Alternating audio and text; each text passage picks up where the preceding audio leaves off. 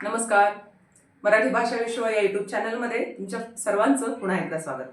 आपण शिकत आहोत व्याकरण, मराठी व्याकरण.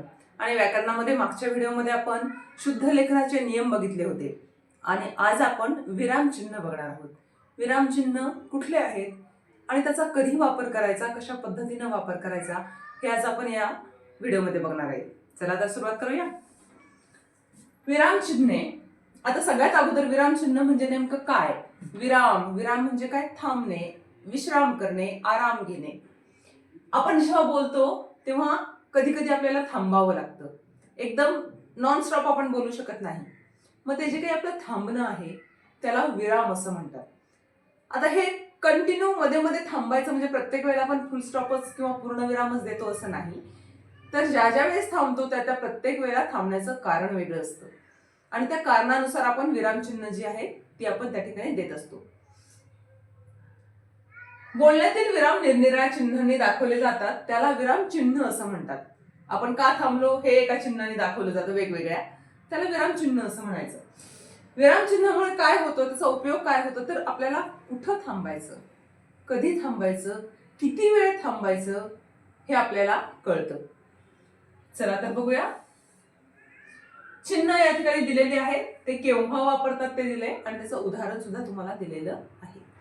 पहिलं आहे पूर्णविराम, ज्याला आपण इंग्लिशमध्ये फुल स्टॉप असं म्हणतो. वाक्य पूर्ण झाले हे दाखवण्यासाठी पूर्णविरामाचा वापर करतात. हे आपल्या सर्वांना माहिती आहे. तो घरी गेला, वाक्य पूर्ण झालेलं आहे, पूर्णविराम दिलेला आहे. पण हा पूर्णविराम जो आहे आपण अजून एका ठिकाणी देतो, ते म्हणजे शब्दांचा संक्षेप दाखवण्यासाठी. Short form. बऱ्याचदा आपण आपलं नाव जे लिहितो तो शॉर्ट फॉर्म मध्ये लिहितो, इनिशियल लिहितो, ए बी काय असेल ते. तर त्या पद्धतीने या ठिकाणी जर आपण लिहिला, तर उदाहरण दिलं आपण बी ए शिंदे, बीच्या पुढे पूर्णविराम, एच्या पुढे पूर्णविराम आणि शिंदे. अशा पद्धतीने ह्या पूर्णविरामाचा आपण वापर करत असतो. त्यानंतर दुसरं आहे चिन्ह अर्धविराम. चिन्हाकडे लक्ष द्या. या ठिकाणी चिन्ह दिलेले आहेत, ते चिन्ह कसं आहे अर्धविरामाचं? वरती पूर्णविराम आहे आणि त्याच्या खाली स्वल्पविराम आहे. हे झालं अर्धविरामाचं चिन्ह.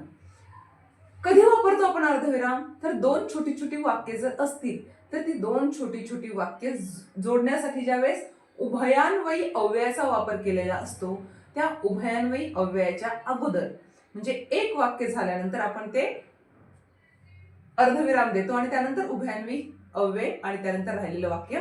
अशा पद्धतीने ह्या अर्धविरामाचा वापर केला जातो. बघा या ठिकाणी उदाहरण दिले आपण. त्याने खूप अभ्यास केला, विरामचिन्ह, परंतु कमी गुण मिळाले. या ठिकाणी परंतु हे काय आहे? उभयान्वयी अव्यय आहे. त्याने खूप अभ्यास केला, कमी मार्क मिळाले. हे दोन वेगवेगळे वाक्य आहेत.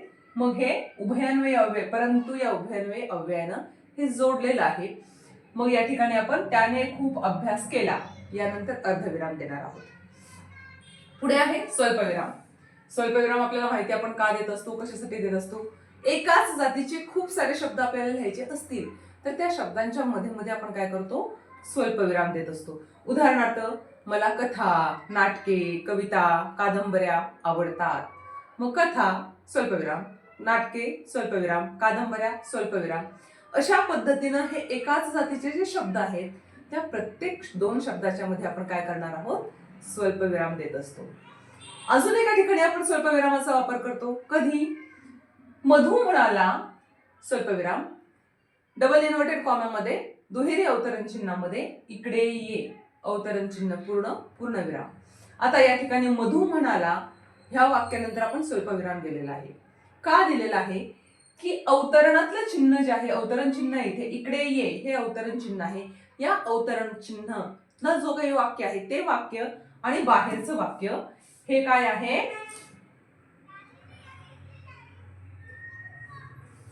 वेगळं आहे.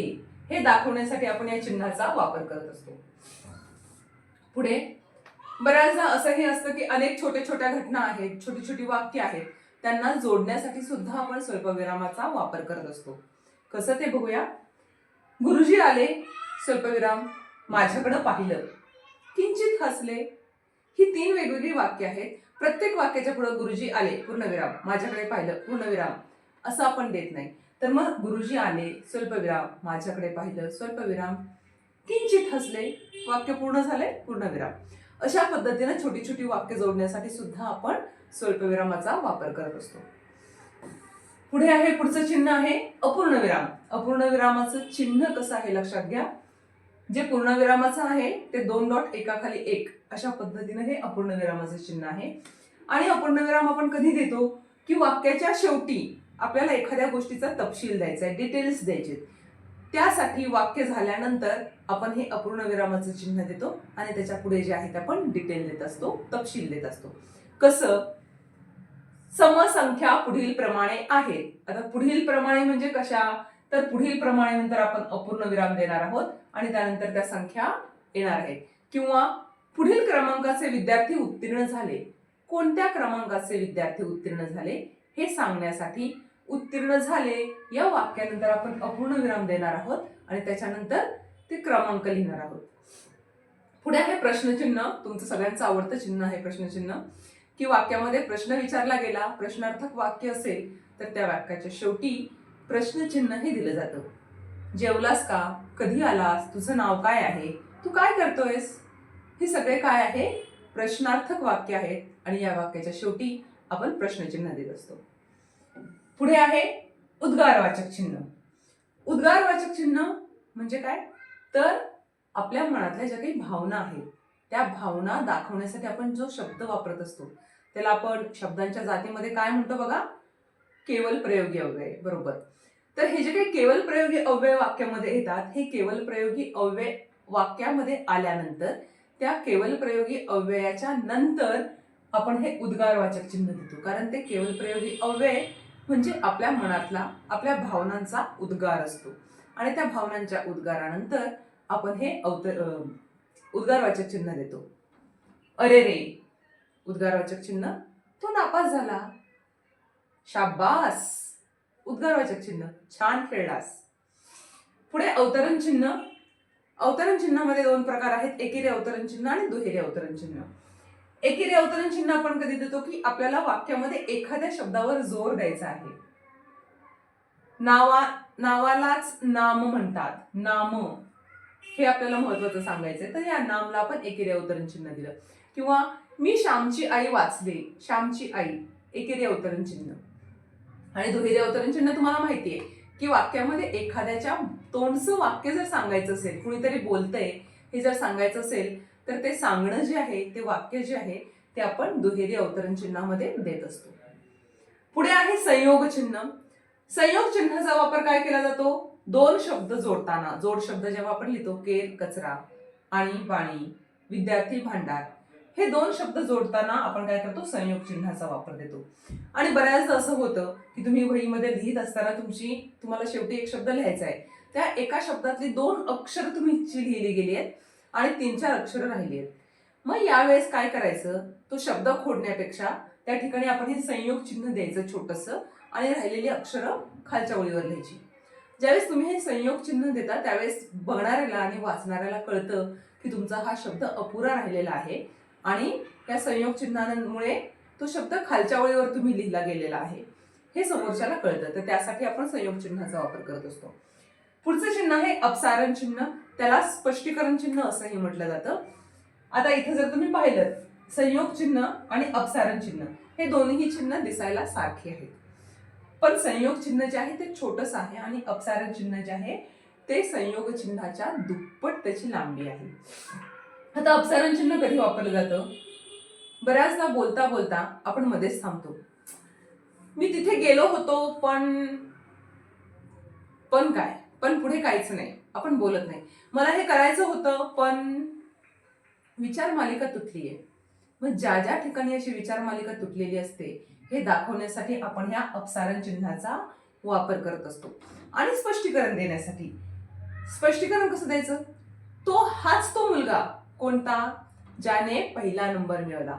मग हाच तो मुलगा या वाक्याचं स्पष्टीकरण आहे, ज्याने पहिला नंबर मिळवला. मग हाच तो मुलगा नंतर आपण अपसारण चिन्ह देणार आहोत आणि त्यानंतर पुढे लिहिणार आहोत ज्याने पहिला नंबर मिळवला. कळलं? आता शेवटचं आहे इथे चिन्ह विकल्प चिन्ह. विकल्प म्हणजे काय? ऑप्शन. हे किंवा ते असं ज्या ज्या ठिकाणी असतं त्या त्या ठिकाणी आपल्याला विकल्प असतो. पाहुणे आल्यानंतर आपण त्यांना विचारतो काय घेणार, थंड गरम. ह्या थंड आणि गरम मध्ये आपण विकल्प चिन्ह देणार आहोत. काय घेणार, चहा कॉफी. या चहा आणि कॉफीच्या मध्ये आपण हे विकल्प चिन्ह देत असतो. म्हणजे काय, पर्याय तुम्हाला दिलेले आहेत आपण की हे किंवा ते, तुम्ही चहा घेणार आहात की कॉफी घेणार आहात, थंड घेणार आहात की गरम घेणार आहात. अशा पद्धतीने ही विरामचिन्ह आणि त्यांचा वापर आपण करत असतो. तुम्हाला हे समजलं असेलच. तर याच सारख्या अजून व्हिडिओ बघण्यासाठी आणि तुमचं व्याकरण जे आहे ते परफेक्ट करण्यासाठी माझ्या YouTube चॅनलला सबस्क्राईब करा, लाईक करा, शेअर करा आणि बघत राहा. धन्यवाद.